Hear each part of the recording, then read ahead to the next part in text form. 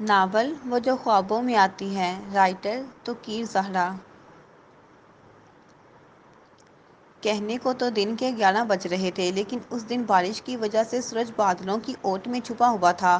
ہلکی ہلکی دھندلی ہوائیں چل رہی تھیں، آسمان پر کوسے قزح اپنے رنگ بکھیر رہا تھا۔ بارش کی وجہ سے ہر طرف سے بھینی بھینی خوشبو آ رہی تھی، ہر طرف خوشحالی بکھیرتی بارش اب آہستہ آہستہ اب تھم رہی تھی۔ کمرے میں ایک نوجوان جس کی عمر 26 سال تھی، گردن تک آئے ہوئے خوبصورت بال، منہ پر بکھیرے موٹی خوبصورت آنکھیں، پتلی ناک، ہلکی بیئرڈ، بڑی بڑی مونچھوں والا نوجوان، چہرے پر ہلکی سی مسکراہٹ لیے نوجوان خوابوں کی وادی میں کھویا ہوا تھا کہ اچانک ہی چہرے پر آئی ہوئی مسکراہٹ کہیں کھو گئی۔ اب عباس کے چہرے پر سنجیدگی چھا گئی۔ عباس کی آنکھ کھل گئی جب وہ فوراً اٹھ بیٹھا۔ عباس کو یہ خواب اکثر ہی آتا تھا اور اس خواب کا ذکر اس نے اپنی ماں جی سے بھی نہیں کیا تھا، جبکہ ماں جی نے کئی بار عباس سے پوچھنے کی کوشش کی تھی، لیکن عباس ہمیشہ ہی انہیں یہ کہہ کر ٹال دیتا تھا کہ ماں جی پریشان نہ ہوں، یہ بس ایک خواب ہے۔ حالانکہ اس خواب سے وہ خود بھی کافی پریشان تھا، کیونکہ اس خواب کی وجہ سے وہ اکثر رات کو اٹھ کر بیٹھ جاتا اور اس خواب کے بارے میں سوچتا تھا کہ آخر اس کی قسمت میں لکھا کیا ہے۔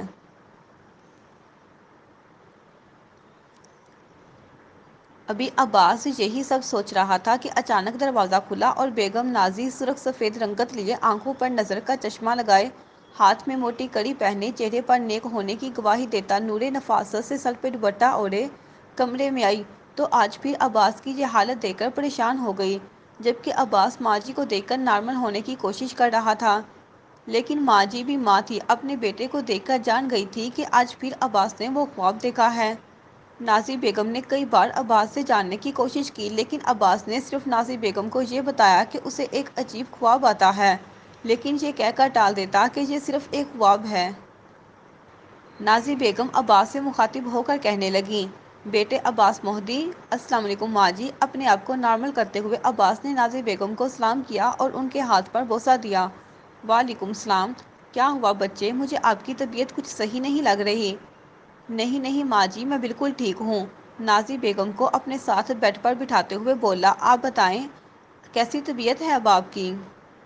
میرا بیٹا، میری طبیعت تو آپ کو دیکھتے ہی صحیح ہو جاتی ہے، پر مجھے آپ کی طبیعت کچھ صحیح نہیں لگ رہی۔ سچ سچ بتاؤ، آج پھر آپ نے وہی خواب دیکھا ہے جو آپ کو ہمیشہ ہی تنگ کرتا ہے؟ بیٹے آپ مجھے بتا کیوں نہیں دیتے؟ ہو سکتا ہے میں آپ کی کوئی مدد کر سکوں۔ نہیں ماں جی، چھوڑیں بس آپ اس بات کو، آپ چلیں میرے اپنے پیارے پیارے ہاتھوں سے ناشتہ بنا دیں گی؟ ہاں ہاں کیوں نہیں بچے، آپ فریش ہو کے آ جائیں، میں آپ کے لیے اپنے ہاتھوں سے ناشتہ بناتی ہوں۔ ویسے کہنے کو تو گھر میں بہت سارے نوکر اور ملازم تھے، مگر عباس کے لاکھ منع کرنے کے باوجود بھی نازی بیگم اپنے زیادہ تر کام اپنے ہاتھ سے کرنا پسند کرتی تھی، خاص طور پر کھانے پکانے کے معاملات وہ خود ہی دیکھتی تھیں۔ حال عباس سگریٹ کی کش لگاتا دھواں منہ سے چھوڑتے ہوئے یہ سب سوچنے لگا، جب وہ ہنسی خوشی اپنے پیاروں کے ساتھ رہتا تھا، لیکن ایک سکندر نامی وبا نے اس کا خاندان، پیار، خوشیاں سب اس سے چھین لیے تھے۔ ماضی عباس نیوی بلو کلر کی شلوار قمیض پہنے کسی شہزادے کی طرح لگ رہا تھا اور بالوں کو سنوارنے میں مصروف تھا جب کہ اس کا فون بجا۔ عباس کے فون اٹھا کر ہیلو بولنے سے پہلے ہی حماد ایک دم بول پڑا، سردار صاحب، اصغر پر گولیاں چلی ہیں۔ کیا یہ کیا کہہ رہے ہو حماد تم؟ عباس اپنی آنکھ سے بالوں کو پیچھے کرتے ہوئے ڈرا تھا۔ مجھے وہ آدمی چاہیے جس نے اصغر پر جان لیوا حملہ کیا، سنا تم نے؟ آواز میں انتہا کا غصہ تھا۔ جی سردار صاحب۔ اصغر سردار صاحب کا بہت خاص اور قریبی آدمی تھا۔ اصغر عباس کی حفاظت کرنے میں اپنی جان کی پرواہ بھی نہیں کرتا تھا۔ ایک دفعہ تو اصغر نے عباس پر چلنے والی گولی اپنے سینے پر کھا کر عباس کے ساتھ اپنی وفاداری کو ثابت کیا تھا۔ جبکہ عباس بھی اصغر کو اپنے سگے بھائی کی طرح سمجھتا تھا۔ عباس اپنے والدین کی اکلوتی اولاد ہونے کی وجہ سے سردار خضر حیات، عباس کے خان جی اور نازی بیگم، عباس کی ماں جی کا لاڈلا تھا، اس کی ہر جائز ضد کو پورا کرتے تھے۔ اکلوتی ہونے کی وجہ سے انہوں نے عباس کی شادی کے بہت سارے ارمان دل میں سجائے ہوئے تھے، لیکن جب بھی وہ عباس سے اس کی شادی کی بات کرتے وہ ان کی باتوں کو ٹال دیتا تھا۔ انہوں نے جاننے کی بہت کوشش کی کہ اگر کوئی لڑکی تمہیں پسند ہے تو ہمیں بتا دو، لیکن عباس انہیں کہتا کہ ایسی کوئی بات نہیں ہے۔ عباس باہر آیا تو بڑے سردار صاحب اور نازی بیگم ڈائننگ ٹیبل پر بیٹھے عباس کا انتظار کر رہے تھے۔ السلام علیکم خان جی۔ عباس ان کے ہاتھ پر بوسہ دیتے کرسی گھسیٹ کر بیٹھ گیا۔ ویسے تو وہ بغیر ناشتہ کے جانا چاہتا تھا، لیکن وہ یہ بات بھی جانتا تھا کہ نازی بیگم اسے بغیر ناشتے کے جانے نہیں دیں گی، تو بحث کرنا فضول تھا۔ عباس نے بس ہڑبڑی میں چائے پی اور فوراً اٹھ کر جانے لگا جب بڑے سردار صاحب نے عباس سے کہا، بیٹے عباس، آپ اتنی جلدی میں کہاں جا رہے ہو؟ خان جی، وہ اصغر پر قاتلانہ حملہ ہوا ہے، میں ہسپتال جا رہا ہوں۔ عباس اپنے آنکھ پر سے بالوں کو پیچھے کرتے ہوئے جلدی سے جواب دیا۔ عباس کے بال ہمیشہ اس کا آدھا ماتھا چھپائے رکھتے تھے اور اکثر اس کی بائیں آنکھ پر بھی آ جاتے تھے، جنہیں وہ ہاتھ سے پیچھے کرتا تھا۔ وہ گاڑی کو 120 کی سپیڈ سے دوڑائے نیو لائف ہاسپٹل پہنچا جہاں اصغر کو علاج کے لیے لایا گیا تھا۔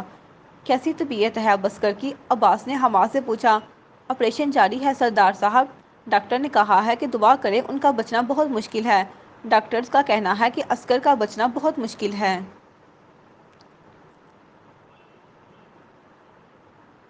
بکواس بند کرو، بکواس کرتے ہیں یہ ڈاکٹرز، وہ میرا شیر جوان ہے، کچھ نہیں ہوگا اسے۔ عباس چلایا، جبکہ حماد اندر تک کام کر رہ گیا تھا۔ تو کیل اپنے بیٹے کی وجہ سے جلدی اٹھ گئی تھی، آج چھٹی تھی نا، نہ سوئی رہتی نا۔ نجف بیگم اپنی بیٹی کو سر پر بوسہ دیتے ہوئے بولی، اماں آپ کو تو پتہ ہے نا مجھے دیر سے اٹھنا نہیں پسند۔ اپنے بالوں کو جوڑے میں باندھتی اپنی ماں سے گلے ملنے کے بعد واش روم کی طرف بھاگی۔ اچھا فریش ہو کے آ جاؤ، میں ناشتہ لگاتی ہوں۔ نجف بیگم اس کے بیڈ کا بستر صحیح کرتے ہوئے بولی۔ نجف بیگم کی اپنے شوہر سکندر سے علیحدگی تب ہی ہو چکی تھی جب توقیر زہرا بھی دنیا میں بھی نہیں آئی تھی، اور توقیر زہرا کے پیدا ہوتے ہی نجف بیگم کو طلاق ہو گئی۔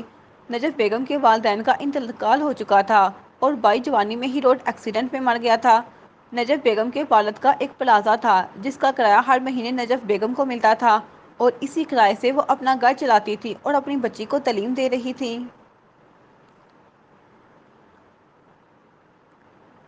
توقیر زہرا 17 سال کی نوجوان، بہت خوبصورت، لائٹ براؤن کلر کی آنکھیں، سانولی رگن تھی، لیکن اس کو بہت سوٹ کرتی تھی۔ اپنی ماں کی فرما بردار، اپنی ماں سے بہت پیار کرتی تھی، پردے کی بہت پابند تھی، اس کو پردہ کرنا بہت اچھا لگتا تھا۔ انٹرمیڈیٹ کے دوسرے پارٹ کی طالبہ تھی، پڑھائی میں بہت اچھی تھی، سارے ٹیچرز ہی اس سے بہت خوش تھے۔ توقیر زہرا کی دو فرینڈز تھیں، وفا زہرا اور دعا زہرا، ان تینوں کے ناموں میں ہی زہرا آتا تھا، جس کی وجہ سے انہوں نے اپنے گروپ کا نام زہراز گروپ رکھا ہوا تھا۔ وہ تینوں ہی پڑھائی میں اچھی تھی اور انجوائے بھی خوب کرتی تھیں۔ ادھر شام ہونے کو آ گئی تھی اور اصغر کی طبیعت سنبھلنے کا نام نہیں لے رہی تھی۔ عباس کافی پریشان تھا، اسی وقت ڈاکٹر باہر آیا۔ ڈاکٹر صاحب کیسی طبیعت ہے اب اصغر کی؟ عباس کے لہجے میں انتہا کا دکھ تھا۔ ان کے بچنے کے چانسز بہت کم ہیں، لیکن پھر بھی آپ دعا کریں، ڈاکٹر نے عباس کو تسلی دیتے ہوئے کہا۔ بکواس کرتے ہیں آپ، ڈاکٹر کس نے بنایا ہے آپ کو؟ عباس نے اچھا خاصا سنا دیا تھا ڈاکٹر کو، جبکہ حماد نے بہت مشکل سے عباس کو روکا اور سمجھایا، میں اصغر کو علاج کے لیے باہر لے کے جاؤں گا اور اس کا اچھے سے اچھا علاج کرواؤں گا۔ عباس غصے سے بولا، آپ انہیں جس ملک میں بھی لے جائیں، انہیں صرف دعائیں ہی بچا سکتی ہیں۔ سردار صاحب، آپ معاملہ سمجھنے کی کوشش کریں، ڈاکٹر نرم لہجے میں بولا تھا۔ کیا میں اندر اصغر سے ملنے جا سکتا ہوں ڈاکٹر؟ عباس کا لہجہ اب ذرا نرم تھا۔ جی سردار صاحب، میرے شیر، میرے بھائی، میرے دوست، پلیز آنکھیں کھولو، پلیز دیکھو نا میں آیا ہوں، اور میں تمہارا عباس، آنکھیں کھولو نا اصغر، آنکھیں کھولو نا۔ عباس کے لہجے میں دکھ ہی دکھ تھا۔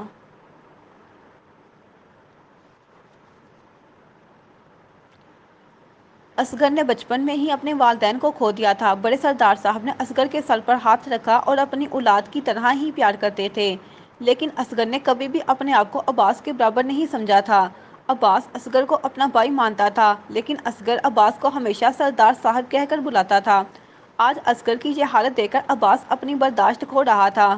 میں اس چودھری کو چھوڑوں گا نہیں، میں جانتا ہوں وہ میرے اپنوں پہ وار کر کے مجھے کمزور کرنا چاہتا ہے، لیکن وہ جانتا نہیں ہے اس نے کس سے پنگا لے لیا ہے۔ عباس مہدی نام ہے میرا، آج میں مولا کی قسم اٹھا کے کہتا ہوں، کہ جب تک چودھری کو اس کے انجام تک نہ پہنچا دوں چین سے نہیں بیٹھوں گا، وہ گرایا۔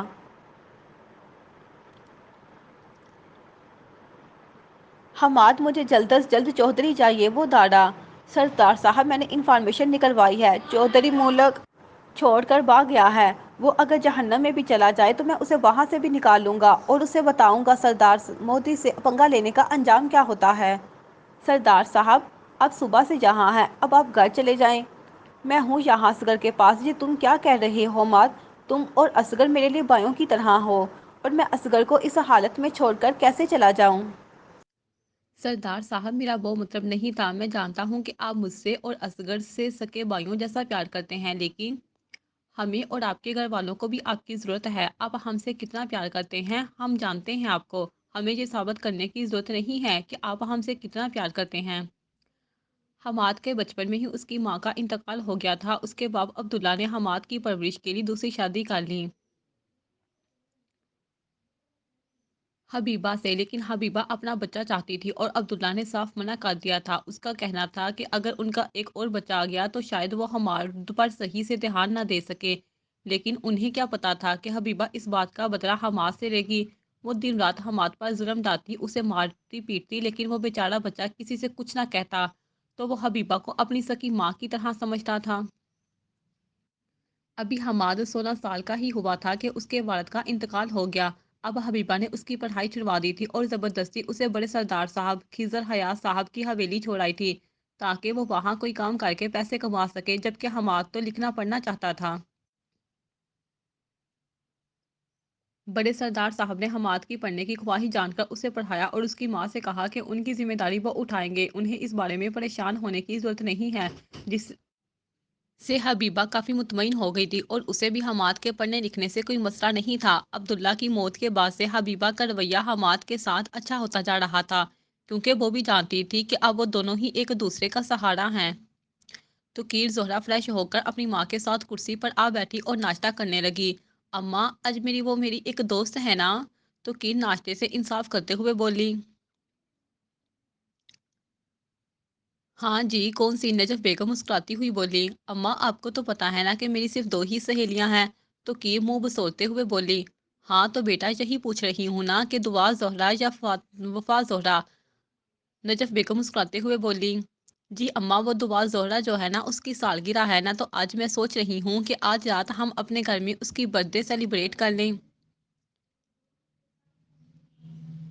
ہاں ہاں کیوں نہیں بچے، اس میں پوچھنے کی کیا بات ہے؟ نجف بیگم نے مسکراتے ہوئے اجازت دی۔ تھینک یو سو مچ ماں۔ یو آر دا بیسٹ ماں ان دا ورلڈ۔ تو کیر ایکسائٹمنٹ میں اپنی ماں کے گلے لگتے ہوئے بولی۔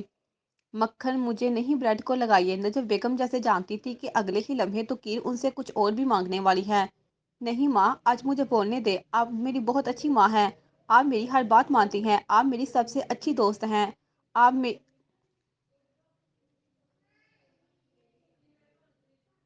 ارے بس بس، وہ تو مجھے پتا ہے بیٹا، آپ اپنے مطلب کی بات کرو جو آپ کرنا چاہتی ہو۔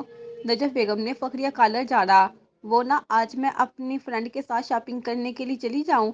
تو کیر نے التجائیہ نظروں سے نجف بیگم کی طرف دیکھتے ہوئے کہا۔ سوچتے ہیں اس بارے میں۔ نجف بیگم تو کیر کو تنگ کرنا پورا ارادہ تھا، وہ ٹیبل سے برتن سمیٹتے ہوئے بولی۔ ماں، تو کیر ان کے پیچھے کچن کی طرف لپکی۔ ماں آپ تو میری اچھی والی ماں ہے نا، آپ تو میری ہر بات مانتی ہو نا؟ تو کیر نے رونے والی شکل بناتے ہوئے کہا۔ چلو ٹھیک ہے، لیکن جلدی گھر واپس آ جانا، نجف بیگم نے احسان کرنے والے لہجے میں بولا۔ تھینک یو سو مچ۔ تو کیر نجف بیگم کے گلے لگتے ہوئے ایکسائٹمنٹ میں بولی۔ یہ لڑکی بھی نا، نجف بیگم مسکراتے ہوئے بولی اور ان کی دل سے تو کیر کے لیے ہزاروں دعائیں نکلی۔ سردار صاحب پلیز گھر جائیں اور آرام کریں، میں یہاں ہوں۔ اصغر کے پاس آپ کل پھر آ جائیے گا نا؟ حماد عباس کو سمجھاتے ہوئے بولا۔ اصغر کا دھیان رکھنا، میں صبح آؤں گا اور کل تک کا وقت ہے تمہارے پاس، مجھے چودھری چاہیے کسی بھی قیمت پر، سمجھے تم؟ عباس حماد کو ہدایت دیتے ہوئے گاڑی کی چابی اٹھائے جانے لگا۔ شام کے 6 بج رہے تھے جب تو کیر زہرا اپنی ماں سے ملتے اللہ حافظ کہتے نکل گئی۔ تو کیر نے پیچ کلر کا کرتا کپڑی پہنے بڑی سی گھٹنوں سے نیچے آتی ایرانی چادر نفاست سے سر پہ لیے ہوئے تھی اور منہ پہ ماسک لگائے ہوئے تھا، اپنے آپ کو مکمل کور کیے ہوئے تھی۔ اللہ حافظ ماں، ماں کو اللہ حافظ کہتے باہر کی طرف جلدی سے بھاگی اور گر گئی۔ आउच! तो कीर के मुंह से यकदम निकला। हाय मेरे मौला, क्या हो गया? तो कीर आराम से नहीं चल सकती क्या? हर वक्त घोड़े पे सवार रहती हो? नजफ बेगम ने परेशानी से कहा। अरे मेरी प्यारी माँ, मैं बिल्कुल ठीक हूँ, कुछ नहीं हुआ मुझे। वो उठी और बाहर की तरफ भागी ताकि वो ये साबित कर सके कि वो बिल्कुल ठीक है। ये लड़की भी ना कभी नहीं सुधर सकती। वो अपनी बेटी की अकल पर मातम करते हुए बड़बड़ाई। अब्बास अपनी गाड़ी दौड़ाए गुजर रहा था कि उसकी गाड़ी के सामने एक लड़की आ गई। अब्बास ने फौरन ब्रेक लगाई और गाड़ी से नीचे उतरा। अंधी हो क्या, नजर नहीं आता तुम्हें? अब अगर तुम्हें कुछ हो जाता तो? अब्बास इंतहाई गुस्से से बोला, जिसकी वजह से तो कीर बहुत ज्यादा डर गई।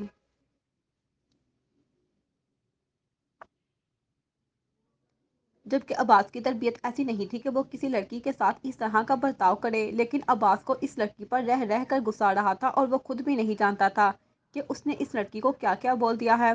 शायद ये चौधरी का गुस्सा था जो वो जाने अनजाने में उस लड़की पर उतार चुका था। ये क्या तरीका है मिस्टर? आपको किसी लड़की से बात करने की तमीज़ नहीं है? और गलती तो कीर की नहीं बल्कि आपकी है। आपको देकर करानी चाहिए थी ना। तो कीर की फ्रेंड वफा ज़रा फुल लड़ाई करने वाले अंदाज में बोली। वफा छोड़ो ना, चलो घर चलते हैं, आज दुआ की बर्थडे है ना, हमें लेट हो रहा है, चलो प्लीज़। उससे पहले अब्बास कुछ बोलता तो कीर दुआ और वफा का हाथ पकड़कर उन्हें अपने साथ ले जाने लगी। जबकि तकीर बहुत ज़्यादा खौफजदा हो चुकी थी और अपनी दोस्त की सालगिरह के दिन कोई बदमज़गी नहीं चाहती थी। सॉरी सर, शायद मेरी ही गलती थी, मुझे आपकी गाड़ी के सामने इस तरह से नहीं आना चाहिए था। खौफ की वजह से तकीर के मुंह से सिर्फ यही अल्फाज निकले थे। तकीर, तुमने मुझे कुछ बोलने क्यों नहीं दिया? एक तो गलती भी, ऊपर से डांट भी तुम्हें रहा था। वफा मुँह वसोलते हुए कहा। तो कीट डरपोक सी थी, जबकि यूँ कहना बेहतर होगा कि उसे लड़ाई झगड़ा पसंद नहीं था। जबकि वफा तो हंसमुख लड़की थी और हर वक्त लड़ाई के लिए तैयार रहती थी। जबकि दुआ नॉर्मल सी लड़की थी, जहाँ वो गलत हो मासूद करने से गुरेज नहीं करती और जहाँ वो हक पर हो तो लड़ना झगड़ना भी अच्छे से आता था। जबकि तुकीर तो अगर सही भी हो तो लड़ती नहीं थी किसी से। हाँ ना, तो तुकीर तू हमें क्यों ले आई हो? अमीर ज़्यादा होगा अपने घर का, इतनी अगर किस बात की थी उसमें? दुआ ने गाड़ी में बैठते हुए कहा। चलो छोड़ो ना यार इस बात को, आज तुम्हारा बर्थडे है, इतना स्पेशल दिन, अपना मूड खराब नहीं करो। तो कीर ने दुआ को याद दिलाया कि आज उसका बर्थडे है। और हाँ खबरदार, जो तुम दोनों में से किसी ने माँ को ये बात बताई तो कीर ने दुआ और वफा को खबरदार किया। अच्छा अच्छा ठीक है, वफा ने एहसान करने वाले अंदाज में बोला।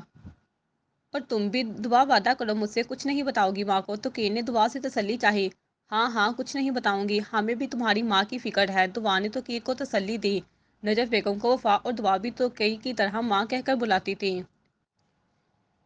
वफा ने बचपन में ही वालदैन को खो दिया था और अब वो अपनी खाला रईसा के साथ रहती थी, जिनके शोहर की शादी के 2 हफ्ते बाद ही वफात हो गई थी।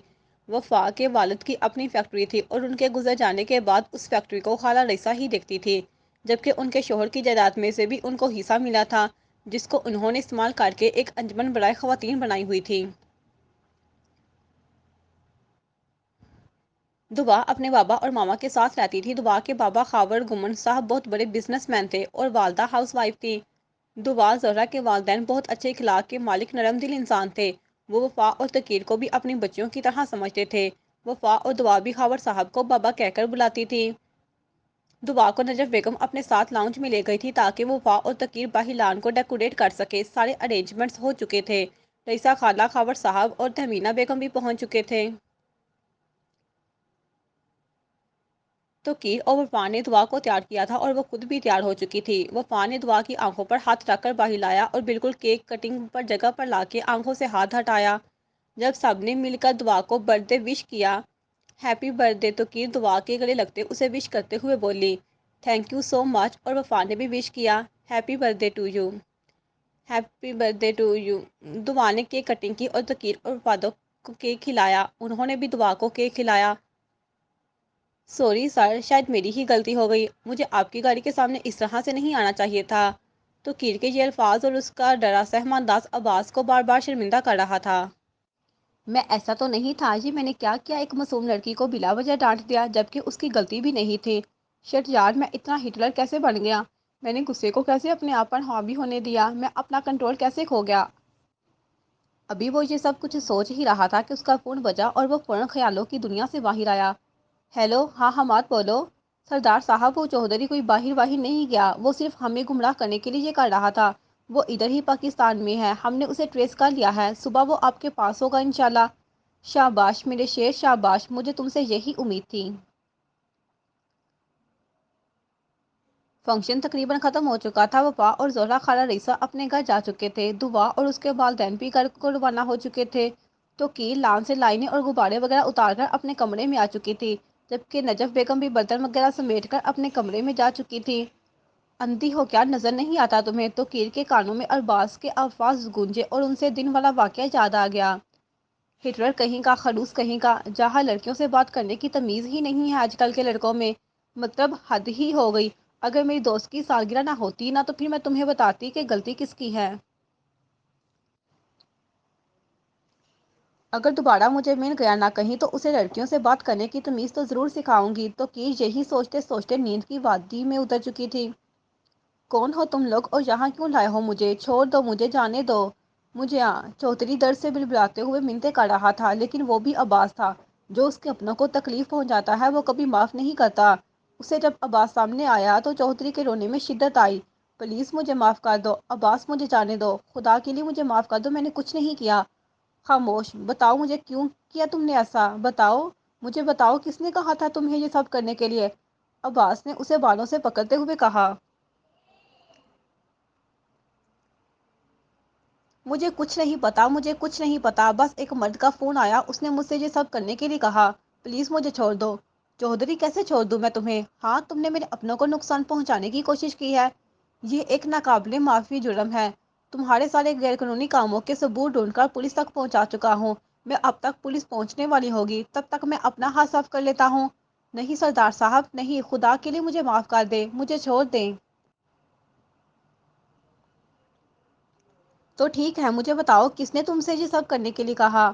وہ مجھے فون آیا، کوئی مرد تھا، کہہ رہا تھا سردار خضر حیات صالح صاحب تمہارے اس باپ کی زمین ہجائی ہوئی ہے اور تم ہاتھ پہ درے بیٹھے ہوئے ہو۔ کہنے لگا سردار کی کمزوریوں پر حملہ کر کے ہم سردار کو کمزور بنائیں گے اور اس طرح پورا گاؤں ہمارا ہو جائے گا۔ میں نہیں جانتا وہ شخص کون تھا، مجھے اس کام کے لیے بہت ساری رقم بھی دی گئی تھی۔ السلام علیکم سردار صاحب، A S P police officer نے داخل ہوتے ہوئے عباس کو سلام کیا۔ وعلیکم السلام، عباس نے سلام کا جواب دیا۔ یہ رہا چوہدری، لے جائیں اسے اور جتنی لمبی سزا ہو سکے اسے دلوائیے گا، جیسے آپ کا حکم سردار صاحب۔ اور پولیس چوہدری کو لے گئی۔ تو کیر بیٹے اٹھ جاؤ، آج سے پہلے تو اتنی دیر تک کبھی نہیں سوئی، آج کیا ہو گیا؟ تو کیر بیٹے اٹھو، کالج نہیں جانا کیا؟ اٹھ جاؤ بیٹے، ہائے اللہ اسے تو بہت تیز بخار ہے۔ تو کیر اٹھو بیٹا، ہاسپٹل لے کے چلوں میں آپ کو؟ ماں نہیں، اٹھنے ہو رہا، ٹھیک ہو جاؤں گی میں بس تھوڑی دیر تک، اب فکر نہ کریں۔ کیسی باتیں کر رہی ہو؟ اٹھو فٹافٹ لے کے چلوں، میں آپ کو اس معاملے میں آپ کی ایک نہیں سنوں گی۔ ماں ہو جاؤں گی نا ٹھیک، ہلکا سا بخار ہی تو ہے نا، ہو جائے گا ٹھیک، ویسے بھی ہاسپٹل میں جانے سے میری طبیعت اور خراب ہو جائے گی نا۔ نہیں اٹھو فوراً، جلدی کرو، شاباش، میں لالا کو بولتی ہوں گاڑی نکالنے کا، چلو شاباش، میرا بچہ تو بہت ہی اچھا ہے نا، چلو، لیکن میں ڈرپ نہیں لگواؤں گی ماں، میں بتا رہی ہوں، لاسٹ ٹائم بھی آپ نے میری ایک نہیں سنی تھی اور اچھا نہیں لگوانا ڈرپ، لیکن چلو تو صحیح نا بیٹے۔ چلو ہمارا یہ چوہدری والا مسئلہ تو حل ہو گیا ہے، مگر وہ آدمی کون ہے جس نے چوہدری سے یہ سب کروایا ہے اور اس کی میرے سے کیا دشمنی ہے؟ خیر چھوڑو ان سب باتوں کو، چلو ہاسپٹل چلتے ہیں، اصغر کے پتہ نہیں کیسی طبیعت ہوگی میرے شیر کی، وہ ڈاکٹر کہہ رہے تھے ہلکا ہلکا اوش آ رہا ہے اور اب طبیعت پہلے سے کافی زیادہ بہتر ہے۔ حماد نے عباس کو گاڑی سٹارٹ کرتے ہوئے بتایا۔ چلو مولا کا شکر ہے، مولا کے کرم سے اصغر بہت جلد ٹھیک ہو جائے گا۔ سردار صاحب ویسے آپ کو نہیں لگتا کہ ہمیں اصغر کی طبیعت کے بارے میں اس کی پھوپھو رئیسہ کو بتانا چاہیے؟ نہیں حماد، ابھی نہیں، وہ پریشان ہو جائیں گی، تھوڑی طبیعت سنبھل جائے پھر بتائیں گے، جیسے آپ کو بہتر لگے سردار صاحب۔ بیٹے تو کیر جلدی کرو، ہمیں دیر ہو رہی ہے۔ جی ماں جی، بس چادر کر لوں۔ تو کیر ہمیشہ پردے میں گھر سے باہر نکلتی تھی، وہ بھی گھٹنوں سے نیچے آتی ایرانی چادر میں۔ ڈاکٹر نے تو کیر کا چیک اپ کیا اور کچھ ادویات لکھ کر دی اور وہ دونوں گھر جانے لگی جب اچانک نجف بیگم کو کچھ یاد آیا۔ بیٹے تو کیر آپ ایک سیکنڈ جہاں بینچ پہ بیٹھو، میں ابھی آتی ہوں۔ جی ماں۔ تو کیر تیز بخار میں تپ رہی تھی اور بینچ پہ بیٹھ گئی۔ حماد تم نے ہاسپٹل کے سارے ایکسچینجرز دیکھ لیے ہیں نا؟ جی سردار صاحب سب کلیئر ہے، حماد نے عباس کے ساتھ ہاسپٹل میں داخل ہوتے ہوئے بتایا۔ گڈ، اصغر میرے شیر، میں جانتا ہوں تم جلد ٹھیک ہو جاؤ گے انشاءاللہ، عباس نے اصغر کے سر پر بوسہ دیتے ہوئے کہا۔ انشاءاللہ، حماد نے کہا۔ اتنے میں عباس کا فون بجا اور وہ باہر فون سننے کے لیے آیا۔ جیسے ہی وہ باہر آیا، اس نے اسی پردہ پوش لڑکی کو دیکھا جو اس دن اس کی گاڑی سے ٹکرائی تھی۔ عباس کے دل کی دھڑکنیں تیز ہونے لگی۔ عباس اس سے ملنا چاہتا تھا، اپنے اس دن کے رویے پر معافی مانگنا چاہتا تھا، مگر اس نے دیکھا کہ اس کے ساتھ کوئی ہے۔ عباس کے قدم وہیں رک گئے اور وہ تب تک اس لڑکی کو دیکھتا رہا جب تک وہ اس کی نظروں سے اوجھل نہیں ہو گئی۔ عباس ابھی اس لڑکی کے خیالوں میں ہی کھویا ہوا تھا کہ اچانک حماد کی آواز نے اسے ہوش کی دنیا میں لایا۔ سردار صاحب، وہ ڈاکٹر آپ سے ملنا چاہتے ہیں۔ اچھا تم چلو، میں آتا ہوں۔ جی ڈاکٹر۔ سردار صاحب، بہت بہت مبارک ہو، اصغر کی طبیعت ٹھیک ہو رہی ہے اور 2 ہفتے کے اندر بالکل صحیح ہو جائے گا۔ کیا سچ میں ڈاکٹر صاحب؟ عباس نے ڈاکٹر سے پوچھا۔ ہاں سچ میں ڈاکٹر صاحب۔ آؤ میرے مولا، تیرا شکر ہے۔ حماد بھی خوشی سے اچھل پڑا اور عباس کے گلے لگ گیا۔ وہ دونوں ہی بہت خوش تھے۔ جاری ہے۔